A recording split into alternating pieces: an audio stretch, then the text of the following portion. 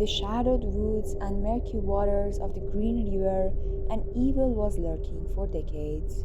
This elusive figure haunted Seattle streets, slipping silently between communities, leaving fear and heartbreak in his wake.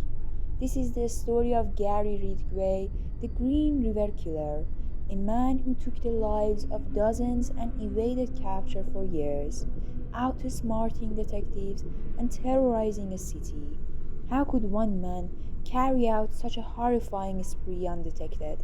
Today, we are delving deep into the chilling case that has haunted Washington state for decades.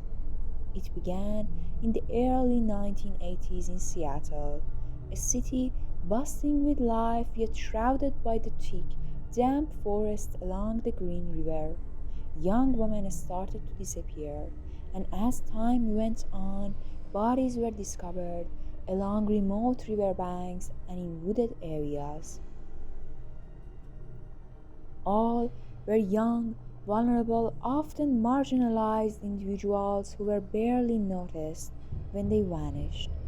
But as more bodies turned up, it became painfully clear that something sinister was unfolding.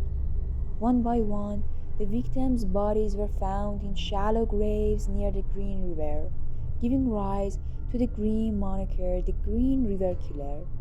Fear swept through the communities as locals realized that the predator was on loose, targeting those who had little means to protect themselves.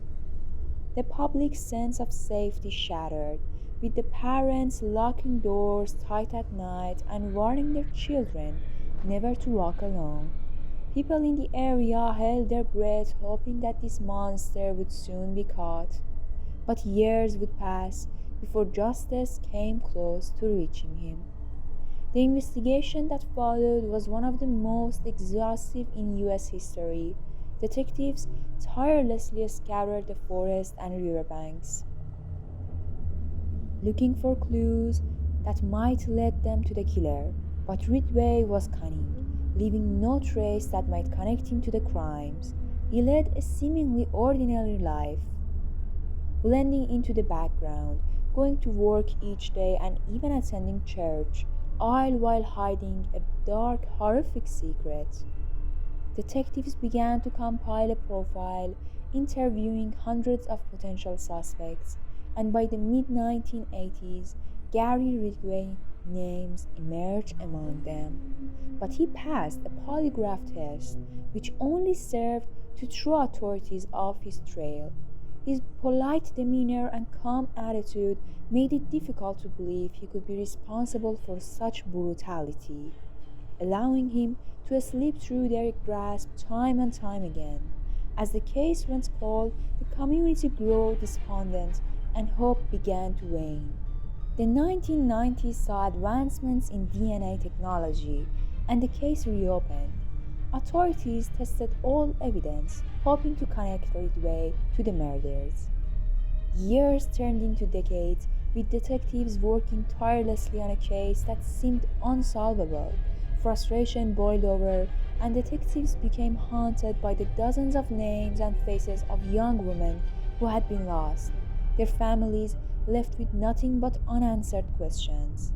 In 2001, DNA testing finally linked Gary Ridgway to multiple Green River murders. After decades of living as a free man, he was arrested, and detectives were horrified to discover the full scale of his crimes. Ridgway confessed to killing at least 49 women, and authorities believed the true number may be even higher. His calm and remorseless confessions only deepened the horror as he described how he led his victims into secluded areas and ended their lives without a second thought. In 2003, Gary Ridgway was sentenced to life in prison without parole, bringing a semblance of justice to the family of his victims. Yet, the psychological scars of these actions linger on. The terror he unleashed left an undeniable mark on Seattle and its surrounding areas. The families and communities he devastated will forever carry the weight of his horrific deeds, haunted by memories of the loved ones taken far too soon. Gary Ridgway, the Green River Killer, evaded capture for nearly 2 decades. His crimes and terror he inflicted serve as a haunting reminder of how darkness can lurk behind the most ordinary of faces. His story remains one of the most chilling and enduring tales in true crime, a testament to the quiet, hidden evil that can dwell among us all.